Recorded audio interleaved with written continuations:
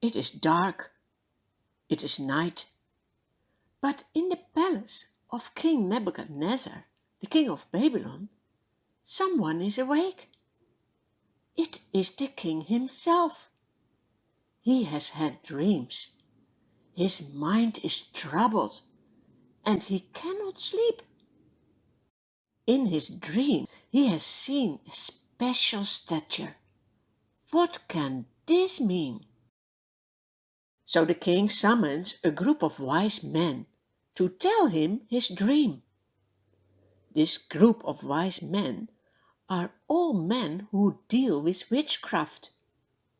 Do you think such men are wise?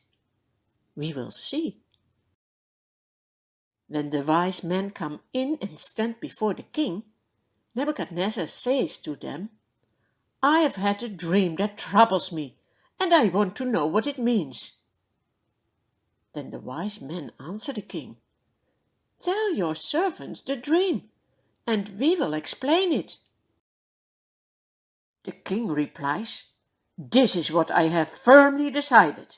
If you do not tell me what my dream was and explain it, I will kill you. But if you tell me the dream and explain it, you will receive gifts and rewards and great honor. So, tell me the dream and explain it for me." Once more, the wise men reply, "Let the king tell his servants the dream, and we will explain it." The king answers, "I am certain that you are trying to gain time. Tell me my dream. Only then I will know that you are really wise men." Now the wise men get scared. They know they cannot do what the king is asking them to do. They start pleading, "Oh, king, there is no one on earth who can do what the king asks. No king, however great and mighty, has ever asked such a thing of any man. What the king asks is too difficult. No one can reveal it to the king, except the gods, and they do not live among humans." Now you can see they are really not wise, because they don't know God. God is living among people, and He is the only one who can help. The king becomes so angry, he orders that all the wise men of Babylon need to be killed. But do you remember? In Babylon are also Daniel and his friends. They are wise men as well.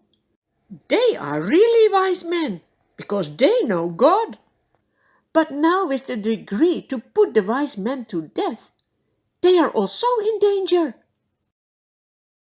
The commander of the king's guard goes out to put to death the wise men of Babylon. He also meets with Daniel.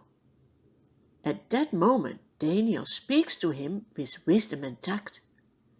He asks the king's officer, "Why does the king issue such a decree and need it to be done so quickly?" The king's commander explains everything to Daniel. Then Daniel goes to the king. He asks, "Please, can you give me a certain time so that I can explain the dream for you?" Then Daniel returns to his house. He calls his 3 friends and says, "Do you know what's going on?" He explains everything to his friends and says, "Let us plead for mercy from the God of heaven, so that we will not be executed with the rest of the wise men of Babylon." Daniel and his friends know that there is only one true God, only one God who can really help them. That is why they pray. Do you know this God? Do you pray whenever you need help in your life? God is so merciful. He answers the prayers of Daniel and his friends in a special way. During the night, the mystery of the dream of the king is revealed to Daniel in a vision. What do you do when your prayers are answered by God?